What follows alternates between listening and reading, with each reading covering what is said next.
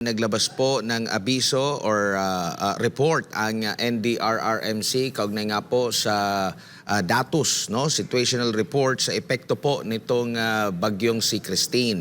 At sa pinakahuling update po ng NDRRMC, umabot na po sa mahigit 2.3 milyong individual o katumbas ng nasa halos kalahating milyong pamilya ang apektado po ng nakalipas or ang pananalasa nitong bagyong Christine. Ito po ay mula sa mahigit 2,500 mga barangay sa Region 1, Region 2, Calabarzon, Mimaropa, Regions 5, 6, 7, 8, 9, 12, maging dyan sa Caraga, Barm at sa CAR. At ang pinakamarami po sa mga affected individuals ay dyan po sa Bicol Region or Region 5 na umabot po sa mahigit 384,000 families o nasa mahigit 1.8 million individuals po ang apektado. Sa naturang bilang ng mga apektadong individual, nasa halos 200,000 mga katao o mahigit 51,000 pamilya ang patuloy po na pansamantalang tumutuloy sa mahigit 5,000 mga evacuation centers. At ang karamihan pa rin po dito sa mga evacuees na naitala ay dyan po sa Region 5, nasa mahigit 161,000 individuals at o 42,000 mahigit na pamilyang sumisilong sa mahigit 4,200 mga evacuation centers po. Dito naman po sa bilang ng mga casualties, meron pong naiulat at ongoing pa yung validation nito na 12 ang namatay.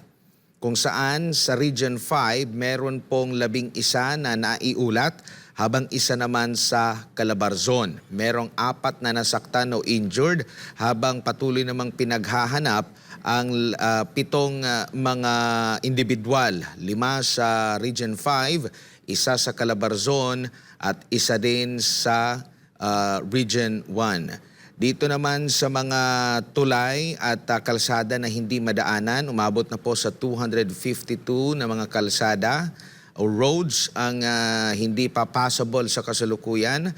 Kabilang na rin ang 4 na pong mga tulay sa Region 2, Calabarzon, Mimaropa, Region 5, Region 8, Region 9, mga kababayan, kung saan karamihan dito ay dyan po sa Region 5 o Bicol Region. Meron namang 74 na mga power interruptions na naitala.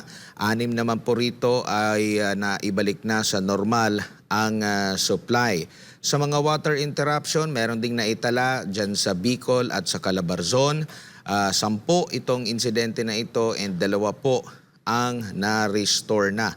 Samantala, umabot naman sa 1,323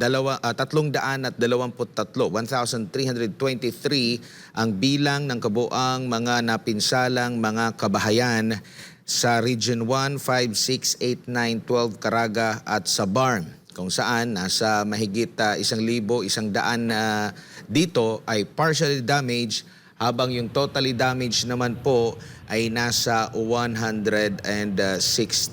So marami na rin ang mga nagdeklara din ng state of calamity. Nasa 20 mga lugar, cities and municipalities sa Region 5 at may isa doon sa Region 12 mga kababayan. So ito po yung pinakahuling update dito po sa epekto ng bagyong Christine.